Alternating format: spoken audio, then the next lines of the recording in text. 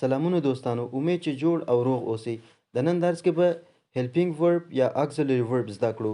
auxiliary verb څه شی دی او چیرې استعمالیږي. Let's dive into the lesson.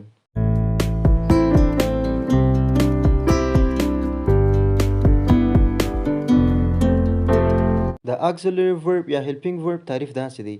An auxiliary verb is a helping verb which helps the main verb. It doesn't have any meaning in the sentence and it always comes before the main verb. Auxiliary verb یا helping verb عبارت د هغه فعل څخه دی کوم چې په یو جمله کې کوم خاص معنا نه لري او د اصلي فعل سره د مرستې کولو لپاره استعمالیږي او همیشه د اصلي فعل مخکې راځي. د انګلیسي ژبې ټول زمانې auxiliary verb یا هم کومکي فعلونه لري. موږ auxiliary verb ته کومکي فعل یا هم helping verb هم ویلی سو ځکه د هغه په واسطه باندې موږ په یو جمله باندې پوهیږو چې دا جمله په کوم زمانې باندې جوړ شوی او همدارنګه د helping verb یا auxiliary verb په واسطه باندې موږ مثبت جمله یعنی بیانیه جمله په منفي او سوالیه باندې تبدیلوو. اوس راځو څو مثالونو ته چې ښه ورباندې پوه شئ. I have gone to London. زه لندن ته تللی یم. دلته have کومکي فعل یا auxiliary verb دی. I have not gone to London. زه لندن ته نه یم تللی. دلته ګوره د have ترڅنګ مو یو not ور اضافه کوي جمله یې منفي کوي. Have I gone to London? آیا زه لندن ته تللی یم؟ I had gone to London. زه لندن ته تللی وم. ګورئ په تیر مثال کې have و دلته had دی. had auxiliary verb دی. یوازې د have پر ځای مو had ور اضافه کړه کامله جمله تغییر وکړي. زمانه مخکې present perfect tense و اوس past perfect tense و.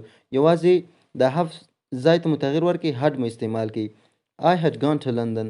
زه لندن ته تللی وم. او همدارنګه مو همیشه په یاد وي چې auxiliary verb یا helping verb همیشه د اصلي فعل مخ ته راځي. مثلا ګوره I had gone to London. زه لندن ته تللی وم. had ګوره د gone مخ ته راغلی دی. gone اصلي فعل دی. ګوره دغه مخ ته had راغلی دی.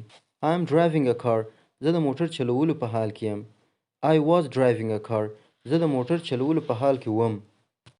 دلته ګوره یوازې مخکې جمله کې I am driving a car present continuous tense دی.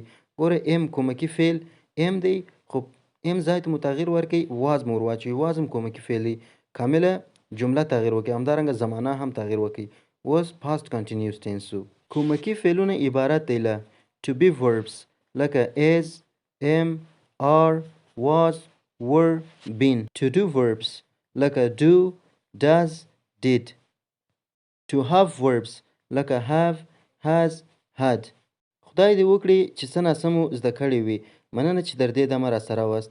د لا زیاتو ویډیوګانو لپاره زموژ چاینل در سره سبسکرایب کړئ. تر نوې درس په خدای جل جلاله مو سپارم. د خدای په امان شه وخت. Tell me what's wrong and why you never said you felt that way. And guess you're trying to